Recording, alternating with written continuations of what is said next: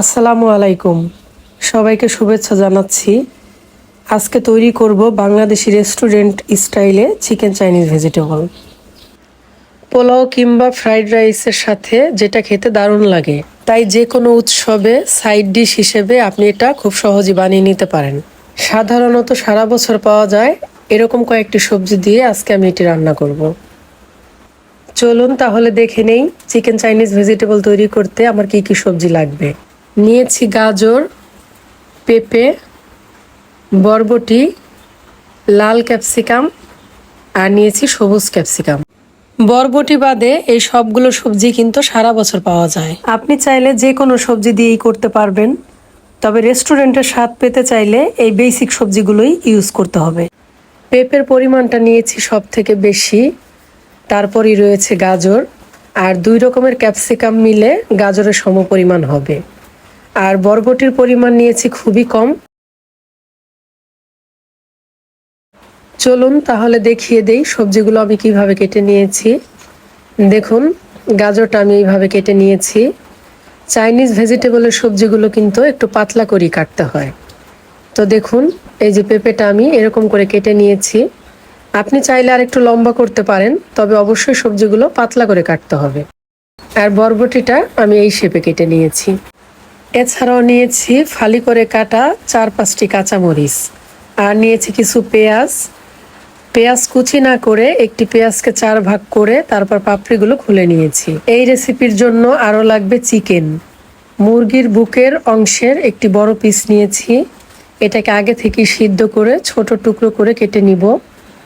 আর যে চিকেন স্টকটা থাকবে সেটা দিয়ে সবজিটা সিদ্ধ করব। দিচ্ছি 3 কাপের মতো পানি, হাফ টি স্পুন লবণ এবং 1/4 টিস্পুন গোলমরিচ গুঁড়া। এবার এটাকে মিডিয়াম টু লো হিটে সিদ্ধ করতে বসিয়ে দিব। এছাড়াও আমার লাগবে আদা কুচি, রসুন কুচি 1 চা চামচ করে। তো আমি এগুলা কুচি করে নিচ্ছি। আদা রসুন কুচি প্রস্তুত। এবার রান্নায় চলে যাব। কড়াইতে 1.5 টেবিল চামচের মতো রেগুলার তেল দিব। তেলটা গরম হয়ে আসলে এর মধ্যে 1 চা চামচের সামান্য বেশি করে আদা কুচি আর রসুন কুচি দিয়ে দিব। কিছু সময় ভেজে নিব, তবে কিছুতেই লাল করে ভাজা যাবে না। এবার সিদ্ধ করে টুকরো করে কেটে নেওয়া চিকেনটা দিয়ে দিচ্ছি। কিছুক্ষণ ভেজে নিয়ে এর মধ্যে কাঁচামরিচের ফালিটাও দিয়ে দিব। এবার সবজিটা দিয়ে দিতে হবে। তো প্রথমে পেঁপে, গাজর আর বরবটি দিয়ে দিব, কারণ এগুলো একটু সিদ্ধ হতে বেশি সময় লাগে।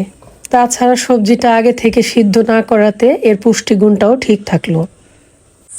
সবজিটা 2 মিনিটের মতো ভেজে নিব। আমি যেহেতু চিকেন সিদ্ধ করার সময় কিছুটা লবণ দিয়েছিলাম, তো সেটা মাথায় রেখে এই সময়ে আরও কিছুটা লবণ অ্যাড করে দেব। শুরু থেকে শেষ পর্যন্ত এই রান্নাটা কিন্তু হাই হিটে করতে হবে। সবজিটা ভাজা হয়ে গেছে। এবার চিকেন সিদ্ধ করে রাখা যে চিকেন স্টকটা ছিল সেটা ব্যবহার করব সবজিটা সিদ্ধ করতে। তাছাড়া এই চিকেন স্টকটা ব্যবহার করার ফলে এর স্বাদটাও কিন্তু খুব ভালো আসে। পানিতে বলক এসে গেছে। এবার হাফ চা চামচের মতো গোলমরিচের গুঁড়া দিয়ে দিচ্ছি। দিচ্ছি 1 টেবিল চামচ পরিমাণ ডার্ক সয়া সস। আপনি যদি লাইট সয়া সস ব্যবহার করেন তাহলে একটু বাড়িয়ে দিতে পারেন। এবার ক্যাপসিকাম আর পেঁয়াজটা অ্যাড করে দিব। এই তরকারিতে পেঁয়াজটা কিন্তু সবজি হিসেবে ব্যবহার হলো। আবারও সব কিছু খুব ভালোভাবে নাড়াচাড়া করে মিশিয়ে নিতে হবে। এরপর আমি অ্যাড করে দিব 1/4 টিস্পুন টেস্টিং সল্ট। নাড়াচাড়া করে মিশিয়ে নিব। এদিকে আমি 2 টেবিল চামচ পরিমাণ কর্নফ্লাওয়ার গুলিয়ে নিয়েছি। এবার অল্প অল্প করে মেশাবো। চাইনিজ ভেজিটেবলসের গ্রেভিটা কিন্তু থকথকে করা যাবে না, এটা একটু পাতলা পাতলা হয়, অর্থাৎ গ্রেভিটা লিকুইড থাকবে, জমাট বাঁধানো যাবে না। আমাকে আরও 1 চামচ কর্নফ্লাওয়ার মেশাতে হবে।